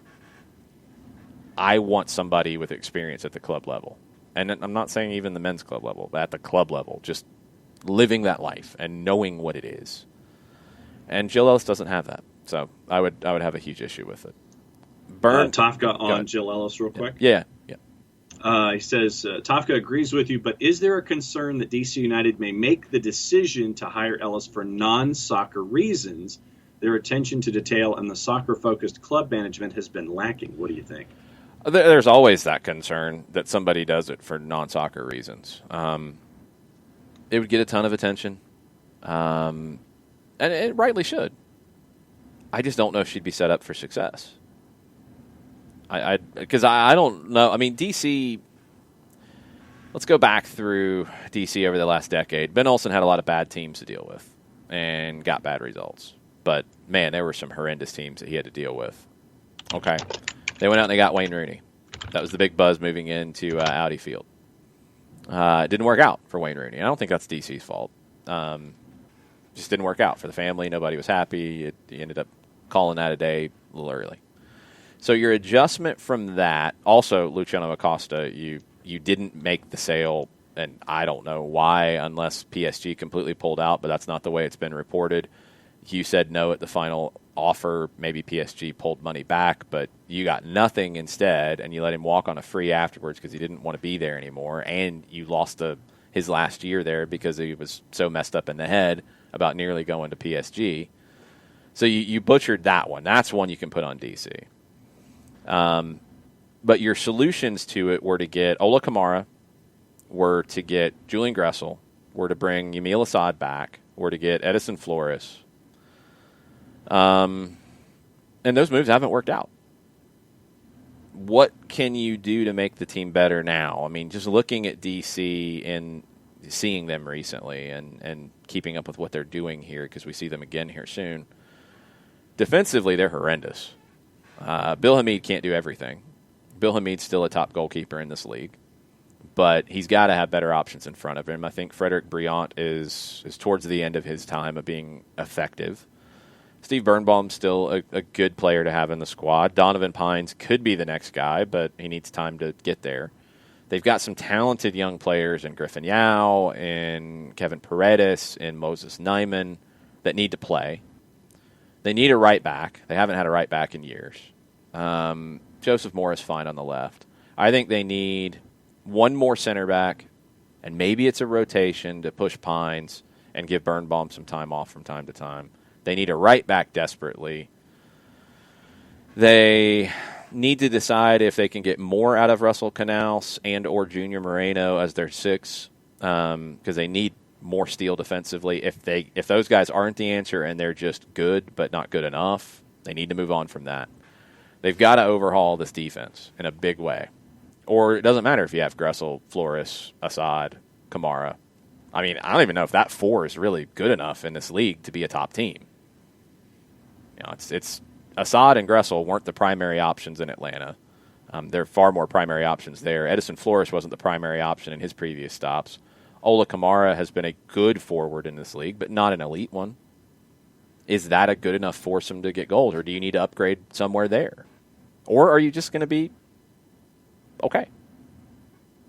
I don't know.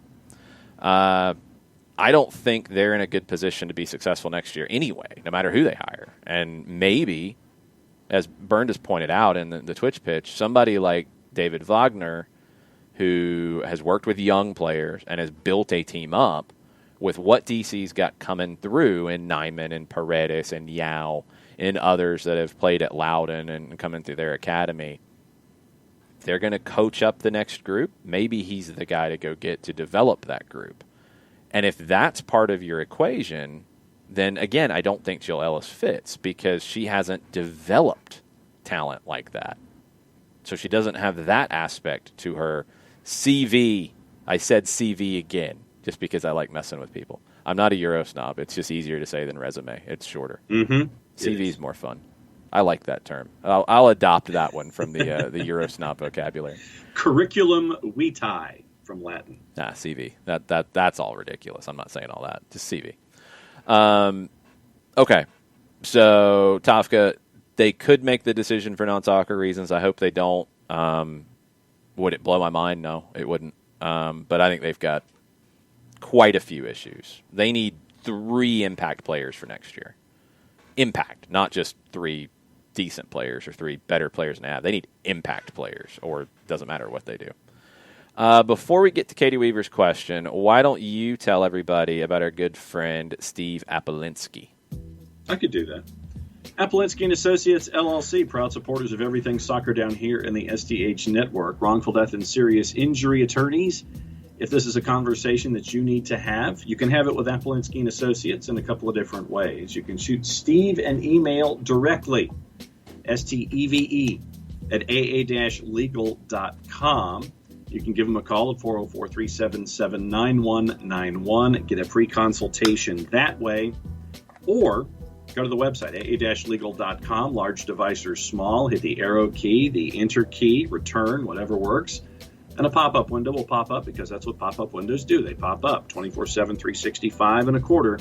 You can have a conversation with someone at the other end of that as well. A couple different ways to catch up with Apolinsky & Associates, LLC, recognized as Legal Elite by Georgia Trend Magazine, top 100 firms in this here state of Georgia.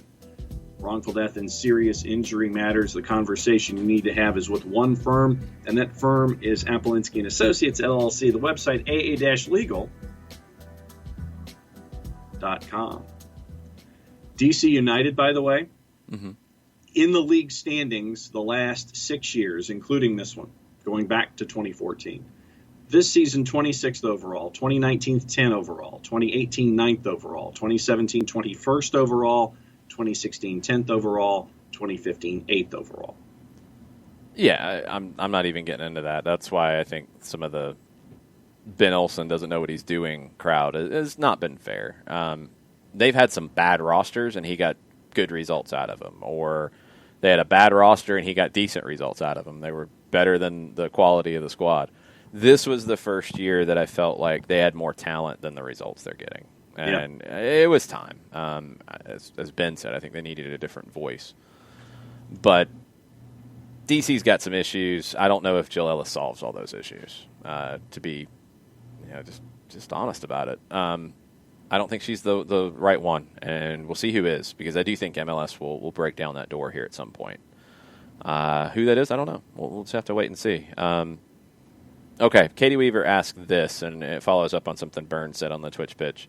Katie said, over-under on how many other CONMEBOL MLS guys come back from the international break with the COVID. This is after Raul Ruiz-Diaz has tested positive and will miss Peru's game against Brazil today.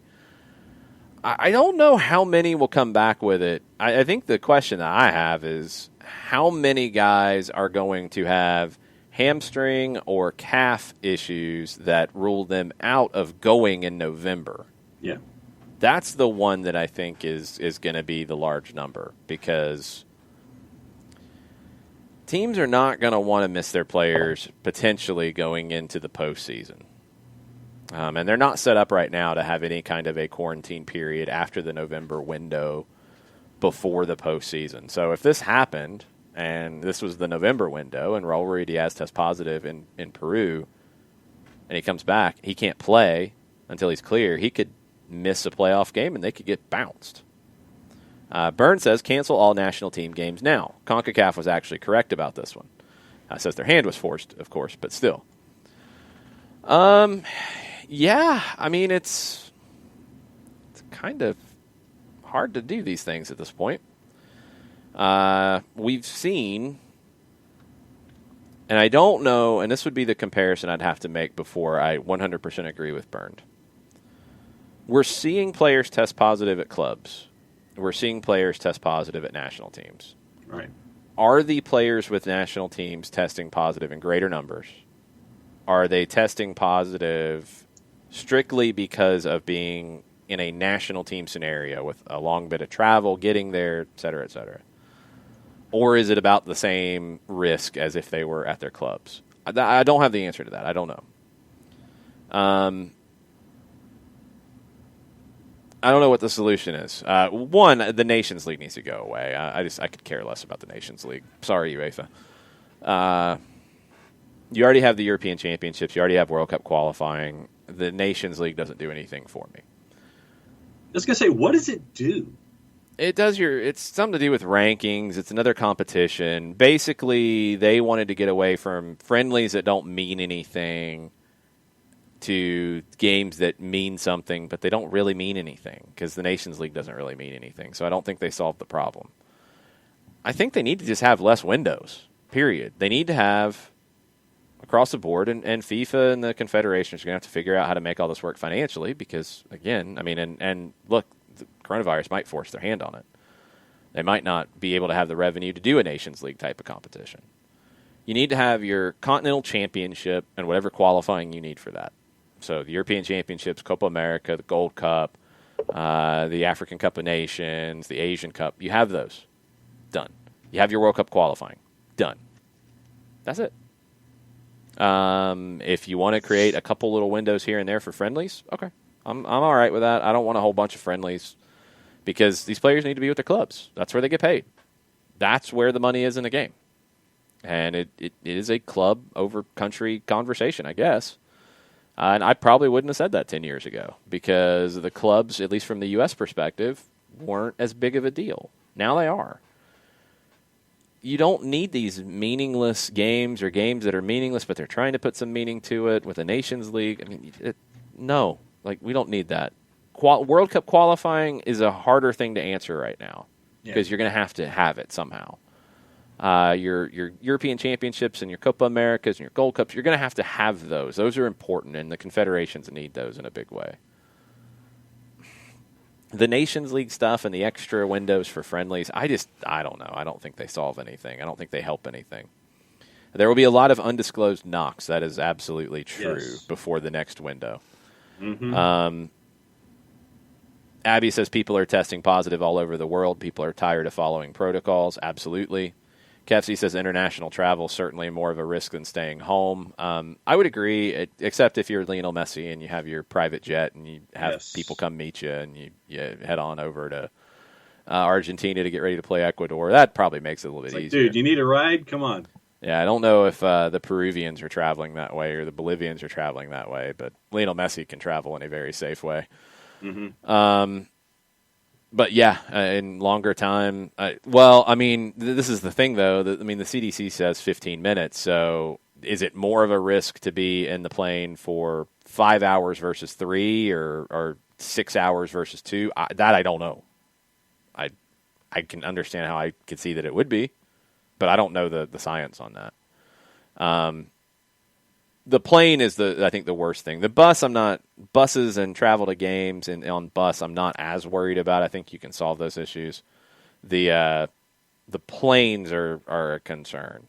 Burns says the correlation between when traveling opened up in Europe and when cases rose again is strong. Time spent in airplanes, airports, buses, hotels, meeting rooms, restaurants, bars, higher infections. Good point. But if you're going to get rid of the national team games, you got to get rid of the Champions League and Europa League as well. And that's all going to be tough to do. It gets back to the dollars and cents of the thing, and the euros and the pounds and all the other dollars and money and all those things. I don't know. I don't know the solution. Do you just have domestic play right now? Do you have a straight knockout for these other competitions and find a way to get it done? I don't see any of that happening. But they do need to get rid of the Nations League, and they do need to get rid of the meaningless friendlies. There's no point to those right now. John Nason says, leave the Nations League alone, Longshoe. Much rather watch England-Belgium than England-Gibraltar. Okay. Sure. But would you rather watch a soulless, goalless England-Belgium or an exciting game with goals with England and Gibraltar? John, did you just say a game between England and Gibraltar would be exciting? If you're an England fan because of all the goals that you're scoring. No. I knew it. You tried to argue your way out of this last week, and you failed then, and you just told on yourself. You said the quiet part out loud again. You can't appreciate a scoreless draw. Oh, give me a break. Yes, I can. You just said England-Gibraltar would be exciting because there'd be goals in it. No, it wouldn't. It'd be garbage. It'd be a 9-0 game that would be garbage painful after the first 3. Garbage. Just because there's goals doesn't mean it's good. Right. And just because a game is goalless doesn't mean it sucks. You said soulless, too. I am as big a fan of a pitcher's duel than anybody else. Well, why'd you get all upset about a scoreless draw? It's garbage. Thank you, Gundy. That ain't true. Yeah, it is. I think you told on yourself, John. I'm just saying. Well, you hate whatever. the goalless draw. That's I what do the not people hate say. The goalless draw. You do. You like 9-0 games against England and Gibraltar. There are goalless draws that I hate because they're awful television. There are absolutely. That's true. But there are. Okay, so then what? The discussion that we had about Leeds and Manchester City. Mm-hmm. People thought that was one of the worst games they've ever seen, and I thought it was one of the best games. Who thought that? The pundits on NBC. Remember? You're exaggerating a little bit. They didn't say it was one of the worst games they'd ever seen. There was nothing like that. They just weren't raving about it in the way that we were. And that's fine. I don't have a problem. So the on-site announcers for that game were raving about it. Yes. Everybody in the studio apparently was watching something entirely different because I don't know what they were watching. Yeah, they just didn't like it as much as the announcers on site. They didn't like it as much as I did. They didn't like it as much as you did. Okay. It was a great game. Yeah, that's fine. goalless draws and 1-1s can be great. At the same time, they could also suck. 9-0 games are painful to watch because you just want Duke. But you just said it'd be exciting. You just said it'd be exciting. You just said that. And then it gets painful, and you just like Duke. You want to sit there and you want to throw in the damn towel. Oh my gosh. Question. Yes. Would Alabama versus the Citadel be exciting? Oh, good Lord Jesus, no. Well, then why would England Gibraltar? Okay, pretty sure England won 2-1 on the weekend. Thank you, John. I guess Aha. Like I said, until it gets to, I'm for the plucky upstart until the moment that it sits there and it gets out of reach and you're just kind of going, yeah, this was painful. Good times. That was J.W. Parker with the Alabama Citadel question. That was painful, although it was good for me to see Javonte Middleton play for the Citadel. Great kid. Yeah, that part's true. Good times. All right, what else do we have on Twitter? Efforting. Okay. Oh, Nathan Pugh about Project Big Picture. Oh, boy. Project Big Picture. We got into that for like an hour last night on Soccer Over There. It's not. There's no easy solutions to anything going on in England right now, and it's about to get really nasty. What does Nathan have to say about it? He went from a Duncan Alexander tweet referencing the most top 6 finishes in English top flight history, and the top 6 finishes: Liverpool, Arsenal, Manchester United, Aston Villa, and Everton are tied for 4th. Tottenham is 6th. Chelsea and Manchester City are 7th and 8th. And so Nathan says, top 6, eh? We know who the top 6 is now because it's based off money. And we know who's creating this plan and who they're trying to protect, which is all true and which is a problem that I have with it. It consolidates too much of the voting power in the elite clubs that might not necessarily be looking out for everybody else's interests. There's no way around that. There's also no way around the fact that the EFL is not going to survive on its own. I don't see it. Unless they're all bluffing and they're all making it up because they just want money, which maybe is the case. I don't know. But I tend to believe Leyton Orient's chairman when he says that there's teams who got about 5 or 6 weeks and things could be in a very bad way. So we'll see. This is going to get ugly. You're going to have the teams that have more say because they have more money try to take advantage of that. You're going to have the Premier League, if they're going to give money to the EFL, which is what the government's telling them to do, you're going to have strings attached. There's just no way around it. So what those strings are and how the Premier League sorts out whatever gift they want to give and whatever other long-term money they want to give, it's not coming for free. There's going to be something to it. And the Premier League's going to fight amongst itself to sort that out. So it's going to get ugly. It's going to get really ugly because now it's the Big 6 plus the other 3 they've dragged along for voting purposes against the rest of the league. And I don't know if that group of 9 can get 5 more votes because they need 5 more. Yeah. I don't think they can as currently constructed. Can they make additions or changes to make that happen? We'll have to wait and see. But this Project Big Picture thing is going to get nasty in England with the way the media will cover it, with the way the clubs will talk about it, with whatever governmental involvement that will happen. It's going to be wild. Katie asks if the friendlies that Sergiño Dest talked about yesterday have been confirmed. Stephen Goff is not. They haven't been confirmed by U.S. Soccer. Stephen Goff said, in addition to Wales, the U.S. men's national team will play Australia in that November window. That's from Dest. Goff has, I guess, confirmed what Dest has said, but the federation hasn't announced it yet. The plan is the 2 games in the U.K. Australia would be at Craven Cottage, home of Fulham. That's all we know so far, and it would likely just be European-based players. Let's see. I'm trying to see if there's anything else left up on the Twitters, but I think... Nathan also this morning, after last night and how you ended the show, he says, in agreement to you, he says, in agreement of your reproach of the Atlanta pessimistic mentality, I say, enjoy sports, exclamation point. with about 35 hashtag for the A's and Unite and Conquer hashtags after his statement. All y'all cynical Atlanta fans. Oh, it's going to be an Atlanta curse. Oh, Atlanta's going to fall.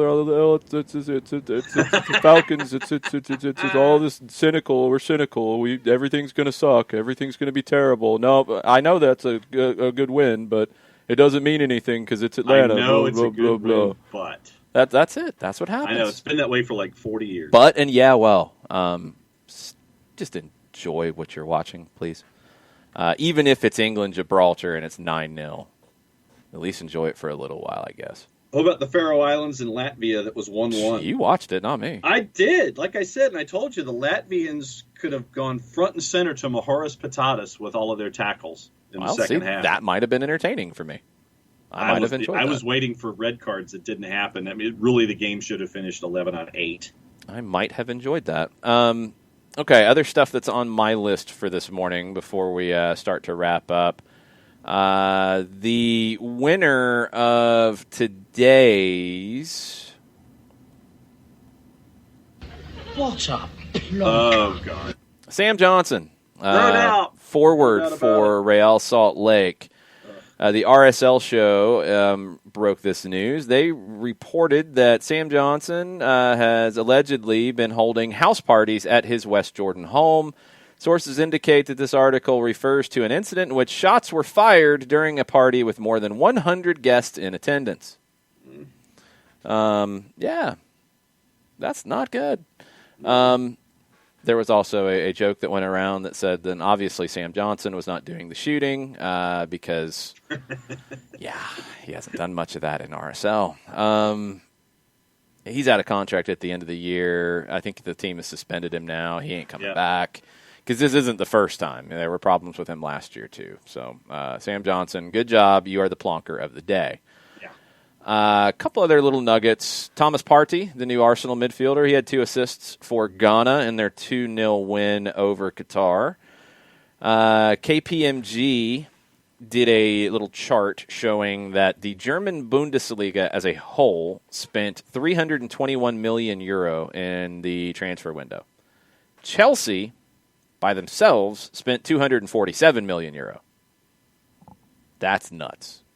By far the biggest spenders. And Chelsea is not leading the charge of saying we need help financially because they're spending money like crazy.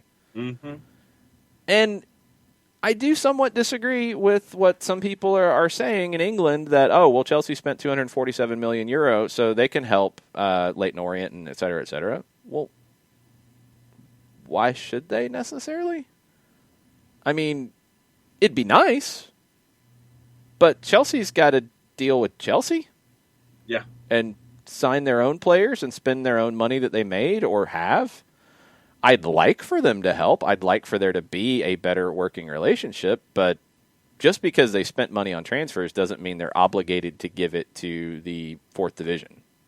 I don't buy that either. So there's got to be a system. That's why Chelsea wants to be one of the big 6 and have control.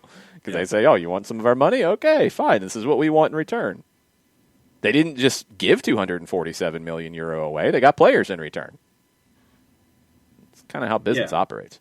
Yeah, that was the thing for me. It's like it wasn't a full 247 outbound. You also had some inbound. Well, the inbound was talent. Yeah.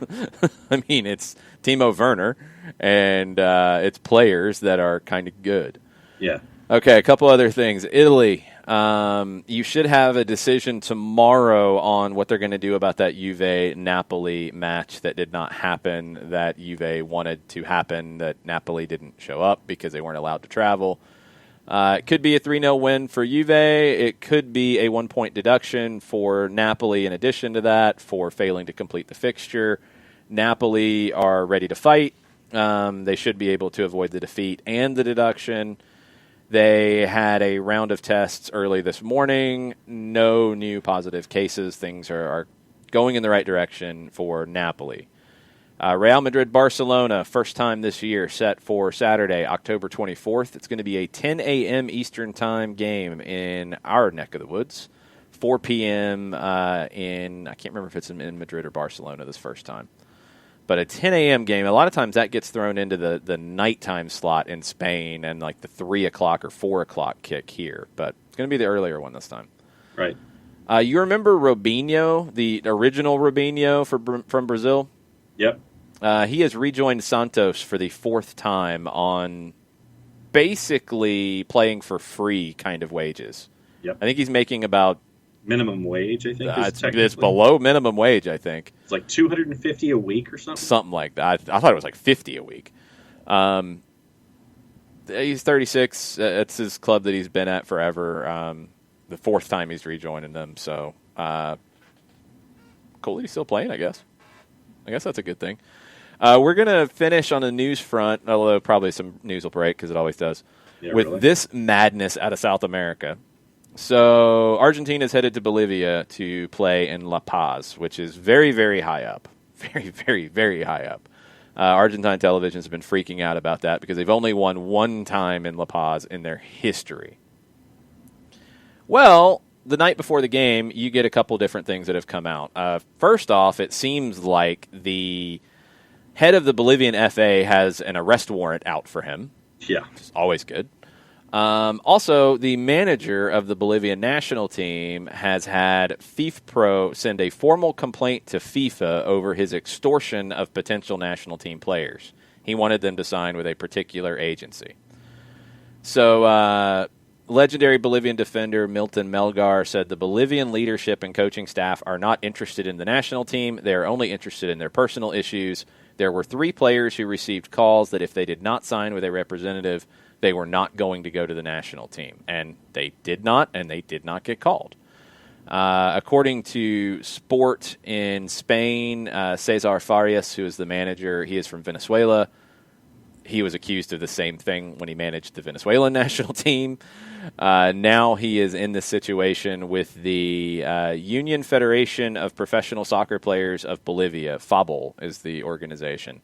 They sent a letter to FIFPro. FIFPro sent this on to FIFA.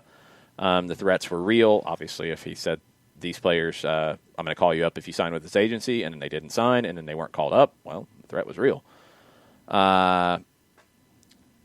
The member of this agency is related to the coach. That's why they're trying to make all this happen, to get the players to sign with this agent. It's a mess. You've had multiple players who have said they were not called up for this reason. So the complaint from the Bolivian Players Union has been referred to the disciplinary court of the Bolivian Federation.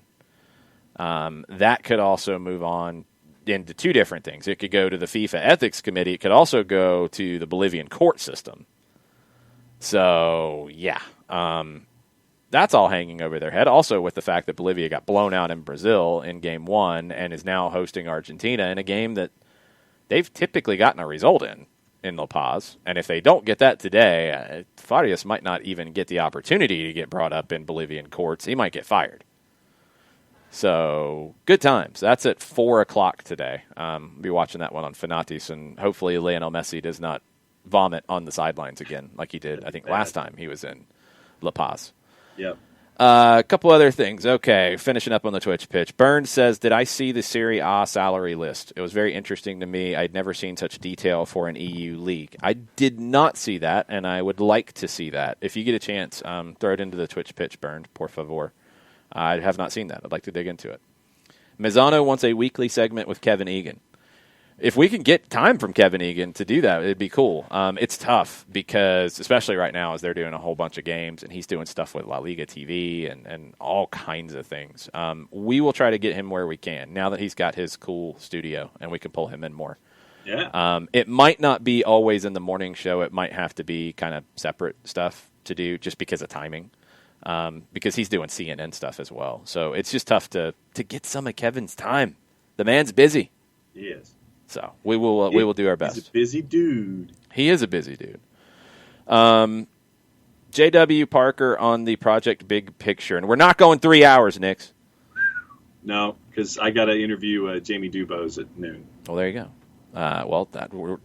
No, you got to interview him at 11:15, John.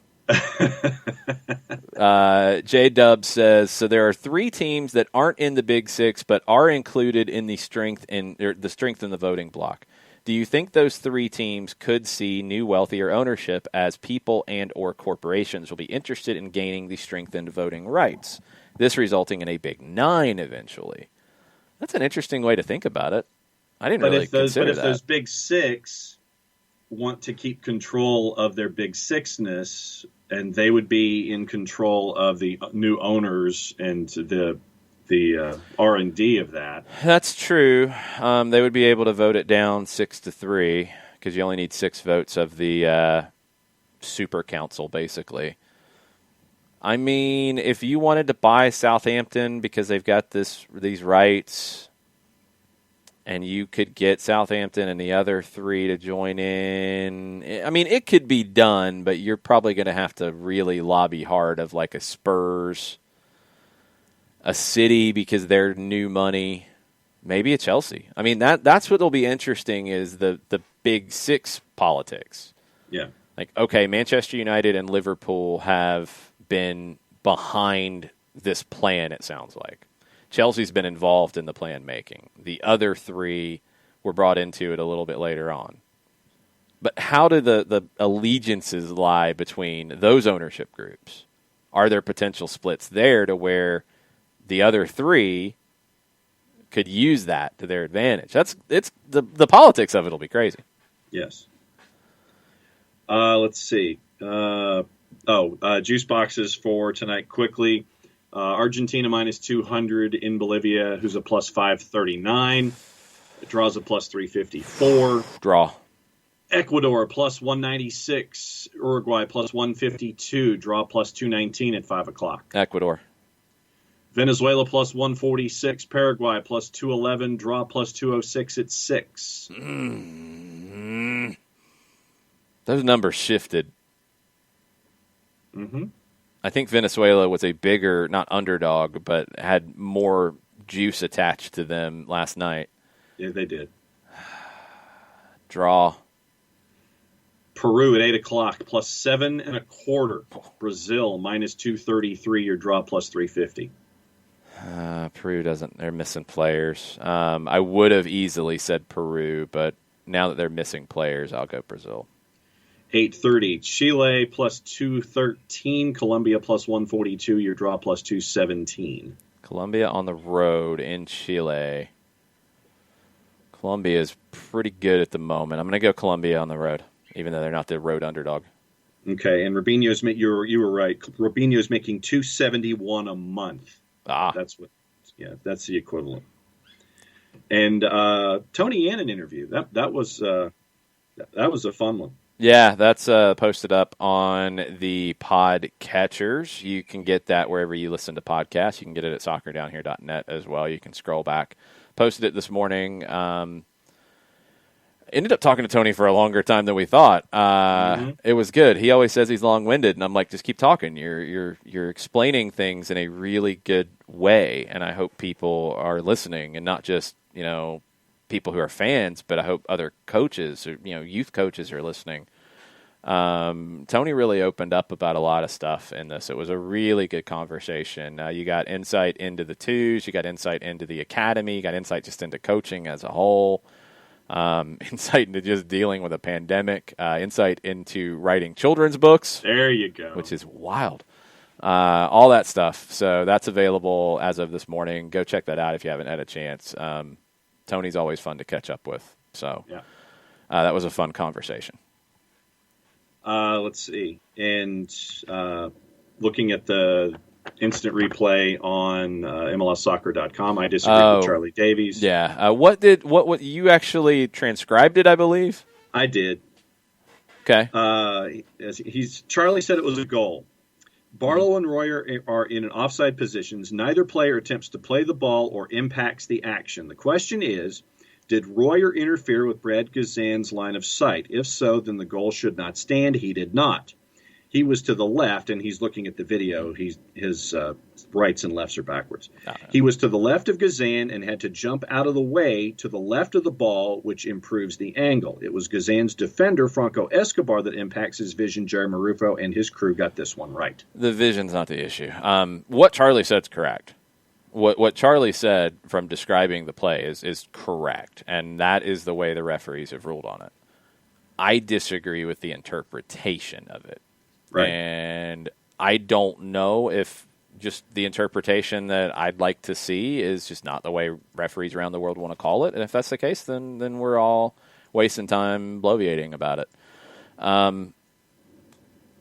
I think a player in an offside position inside the 6 in that moment who could deflect the ball, because Brad Gazan can't tell if he's onside or offside at that point, is affecting Brad Gazan's reactions. I don't think a referee can say that he's not. So, like I said yesterday, the only way you can handle this now, if you're a goalkeeper, is draw contact if the player's that close, or you have to retrain yourself not to play deflections. And you can't do that. Yeah. You can't do that. So, If in that case, the exact situation we saw on Saturday, Gazan has to dive into Royer, draw contact to where then he's an active participant, and that's it. That's it. Dive instead of diving to make the save. Dive out, which, yeah, you're trying to make the save, but you're also drawing the contact to make the referee make a call. Because if that happened, he'd call it back. If Brad had dove out into Royer, or near Royer even, I think, yeah, that would have forced the referee to make the call.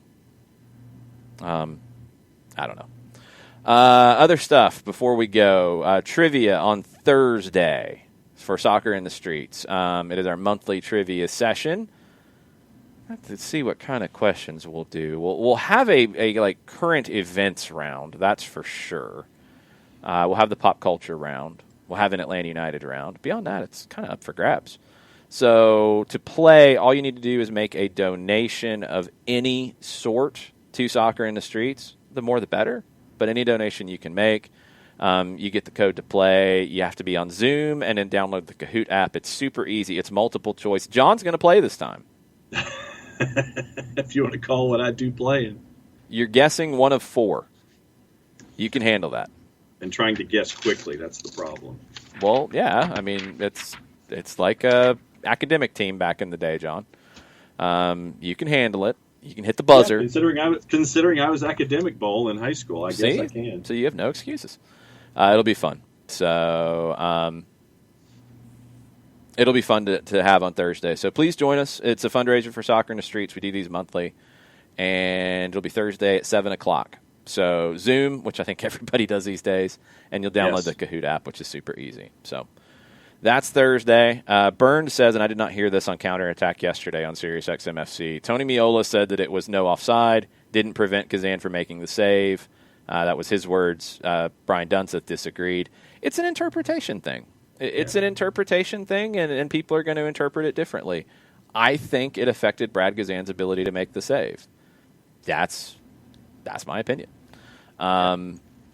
If referees are consistently calling it the other way, then I do think it's something they need to explore in the language. Clean it up in the language to where it is only if the player is in the line of sight or makes contact or whatever definition you want, because it's a gray area, and I feel like they absolutely impact the ability of the goalkeeper to make the save, because the goalkeeper has to potentially play a deflection from a player who's in an offside position.